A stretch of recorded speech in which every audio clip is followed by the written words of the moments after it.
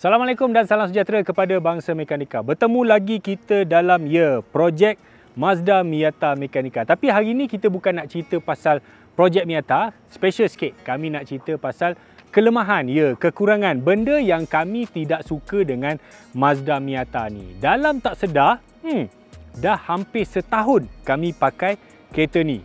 Kami beli lebih kurang bulan 9 tahun lepas. So, dalam masa setahun tu ada suka dan duka. Kebanyakannya suka lah. Dan macam biasa, setiap benda dalam dunia ni bukan semuanya sempurna. Dia tetap ada kekurangan. Dan ini adalah kekurangan yang kami nak cerita pada hari ini. Tapi sebelum itu, pada anda di luar sana yang mungkin baru saja menemui channel Mekanika, betul subscribe. Dan lain dengan TikTok, Facebook dan juga Instagram.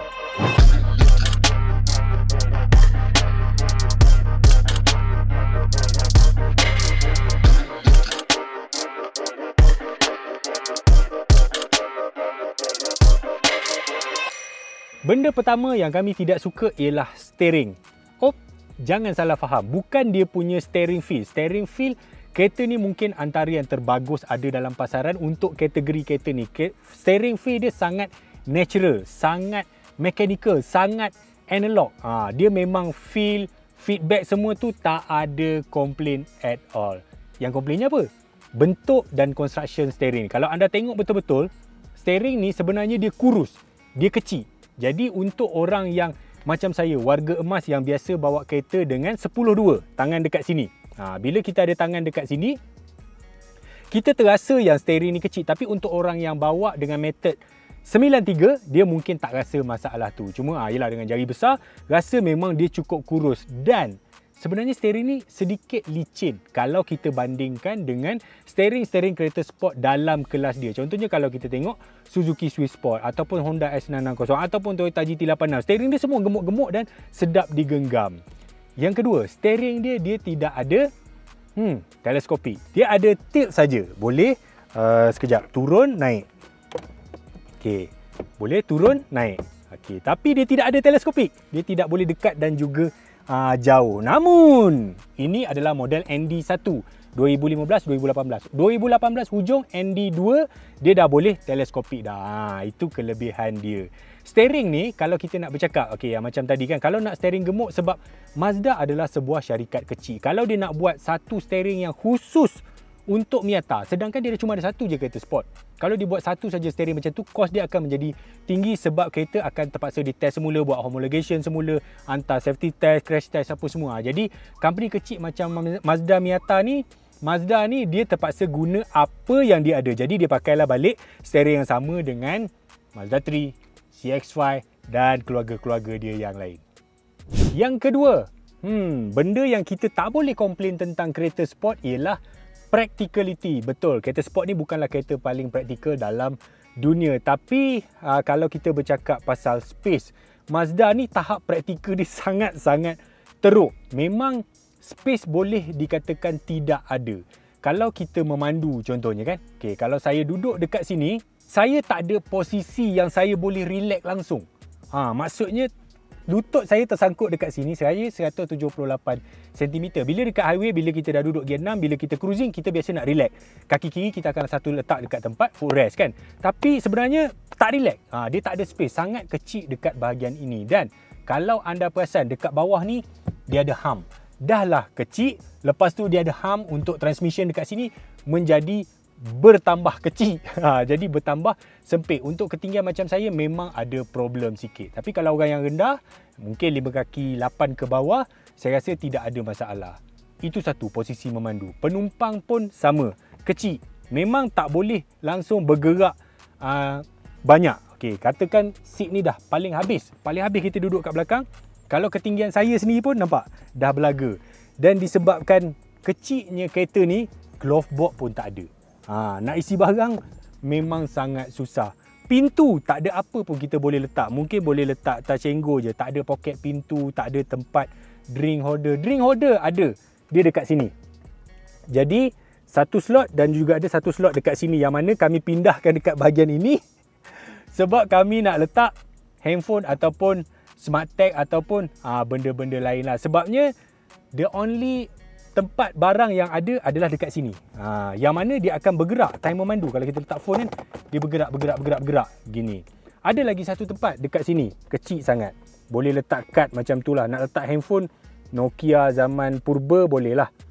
Basically tempat letak barang kereta ni sangat-sangat menyedihkan dan sangat-sangat cramp untuk orang yang berbadan tinggi dan juga berbadan besar. Tapi saya rasa kalau untuk transmission auto, dia mungkin ada sedikit kelebihan. Dan saya nak tunjuk satu benda. Dia ada lagi satu tempat letak barang. Dia dekat sini. Dekat bahagian belakang seat pemandu. Dekat bahagian sini tersorok, dekat bahagian ni ada tempat letak barang. Dekat sini. Dan juga dekat tengah ni. Inilah glove box dia. Dia agak besar, tapi bayangkan masa kita memandu memang susah untuk kita capai barang dekat sini. Okey, saya tunjukkanlah. Saya masuk kat sini memandu. Katakan kita nak ambil sesuatu dekat bahagian ni. Nampak? Kita terpaksa ambil dan kita terpaksa hilang tumpuan memandu. Bayangkan kalau kat glove box lagi senang. Dan letak barang dekat sini. Kenapa? Bahagian pemandu kalau driving terus tak boleh ambil. Sebab kereta ni saya rasa dia banyak fokus kepada left hand drive. Bila steering tu duduk sebelah kiri, jadi tak ada masalah dengan transmission hum dia juga dan juga bekas letak barang dekat belakang. Dia memang fokus dekat Mak Saleh kot. Tapi Mak Saleh lagi tinggi tak?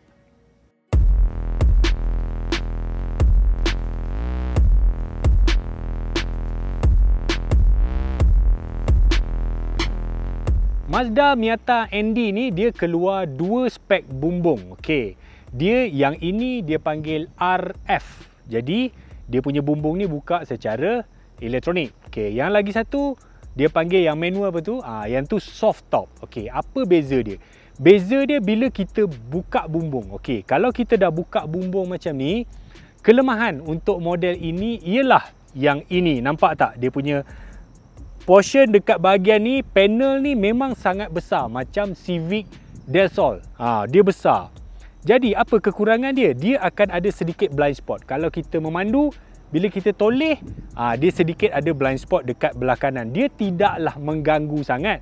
Mungkin dalam 5-10% betul macam tu je lah. Tapi bila kita compare dengan Mazda yang soft top, kalau letak side by side, bila bumbung dibuka, bumbung turun, yang soft top tu memang nampak sangat clean dan sangat cantik. Sebab dia tak ada bahagian ni. Bila bumbung dia turun, habis terus semua turun. Yang nampak cuma bar belakang dengan seat. Kalau kita follow daripada belakang, memang kereta tu nampak kemas. Yang ni dia tak cukup nampak kemas. Saya tak tahu apa dia punya rasional Mazda Miata ND RF ni dia buat macam ni. Sedangkan kalau yang NC dulu, memang yang hardtop ni dia masuk ke dalam semua. Saya tak tahu kenapa. Tapi okeylah, kita dah beli.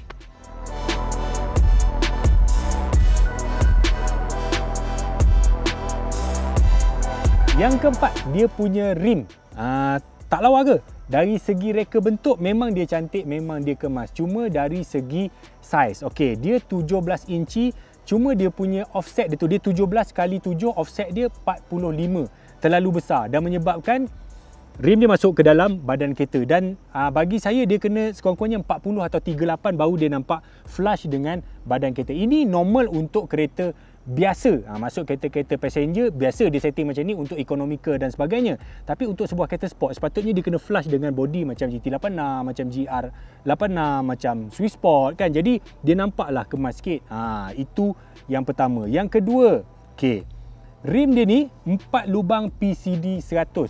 Which is kita terpaksa bersaing dengan Suzuki Swift, Myvi dan juga Honda Jazz kalau nak beli rim aftermarket. Contohnya macam rim TE37, CE28, ZE40. Rim-rim untuk yang 4 lubang 100 ni biasanya lebih mahal, jauh lebih mahal berbanding dengan 5 lubang 114. Rasional dia macam ni. Model sebelum ni, model NC, yang ni ND, model NC dia dah pakai 5x114. Tapi kenapa bila model lebih baru dia balik kepada 4 lubang macam mana model NA dan juga NB. Kita tak tahu rasional dia macam mana, tapi saya rasa, saya rasa kereta ni memang dia nak back to normal, back macam NA, NB tahun 90-an dulu, dia nak ringan. Jadi dia akan cuba potong sebanyak mungkin berat yang ada pada sebuah kereta. Dari 5 lak dia jadi 4 lak. Dia potong mungkin jimat 100 gram kat situ. Tapi kalau 400 gram. Mungkinlah kot.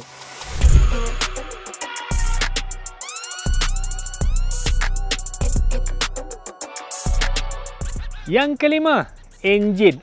Apa yang tak kena dengan enjin ni? Okey. Ini ND1 dengan enjin 4 silinder 2 liter. Horsepower dia 161 lebih kurang. Kami dah buat exhaust apa semua sikit, dapatlah extra 45 horsepower. Dari segi power to weight ratio, dia tidak ada masalah kalau anda bawa secara biasa hari-hari. Tapi kadang-kadang kita disakat oleh Suzuki Swift Sport atau Mini Cooper. Itu memang payah sikit nak kejar. Dia mengah sikit sebab horsepower dia tak cukup. Tetapi untuk model facelift yang 2018 hujung ke atas, dia dah ada 181 horsepower. Saya rasa yang itu lebih sedap. Tapi adakah menyesal power tak cukup? Tak. Okey, sebenarnya dalam every RPM daripada gear 1 sampai gear 6 memang sentiasa ada torque. Cuma waktu kita memerlukan, macam kita nak henjut, kita nak kejar, dia menung sikit. Itu saja kelemahan dia. Tetapi ia tidaklah menyebabkan kami rasa wah menyesal lah beli kereta ni under power. Tak, dia tidaklah under power sangat. Sebab ND ni dia keluar dua jenis enjin, 2.0 dan juga 1.5. Ini model recon daripada Japan lah. Namun, okey, Mazda dia dah kira dah. Dia dah buat kalkulator, dia dah kira semua. Memang cukup sebab chassis kereta ni dia tak berat pun. Dia setan lebih sikit je. Jadi, kami pernah test dengan GT86. Tak ke mana GT86. Even GR86 dengan 2.4 tu, dia lebih sikit je. Bagi saya memang pembahagian berat 50-50 dan juga ringannya kereta ni membantu tenaga dia memecur. Itulah yang kami rasa. Okey, itulah tadi 5 kekurangan yang kami tidak suka pada Mazda Miata kami. Adakah kami menyesal disebabkan kekurangan tadi? Tidak langsung. Langsung sedikit penyesalan pun tidak ada. Kereta ni secara package-nya, dengan handling dia, dengan power yang dia bagi, dengan keseronokan, dengan feedback dia, memang kami sangat enjoy. Ini adalah kereta yang saya sangat enjoy bawa sepanjang 48 tahun saya hidup. Ya, ini kereta yang paling saya enjoy. Dia cukup. Power dia, dengan handling dia, dengan chassis dia, dia cukup. Kita boleh bawa semaksimum yang kita suka tanpa kereta ni menghukum kita. Macam mana tu? Kalau kereta-kereta laju, bila kita bawa sampai maksimum, dia tak akan bagi kita buat kesilapan. Kereta ni dia pemaaf. Kalau kita silap sikit, paling-paling pun dia understeer sikit je. Dia memang sedap. Dan bila dah setahun kami pakai kereta ni, barulah terfikir alangkah bagusnya kalau dalam industri otomotif ni banyak lagi pengeluar buat kereta macam ni. Sebab kereta macam ni dah tak wujud. Bayangkan saingan yang paling dekat dia adalah Porsche, Boxster dan juga BMW Z4. Z4 pun dah tak ada manual kan. Boxster pun nak cari manual pun susah. Kereta enjin depan 50-50, pacuan roda belakang perlu dibina lagi. Honda, come on lah. Buatlah S2000. Toyota, buatlah GR86 yang boleh buka bumbung macam ni kan. Itulah harapan kami. Alright, itulah video kita pada hari ini. Terima kasih kepada yang menonton sehingga habis. Dan terima kasih juga kepada yang menyokong Mekanika Malaysia. Kepada anda luar sana yang belum lagi subscribe, mohonlah bantulah kami dengan menekan butang subscribe, butang like dan juga butang lonceng. Terima kasih.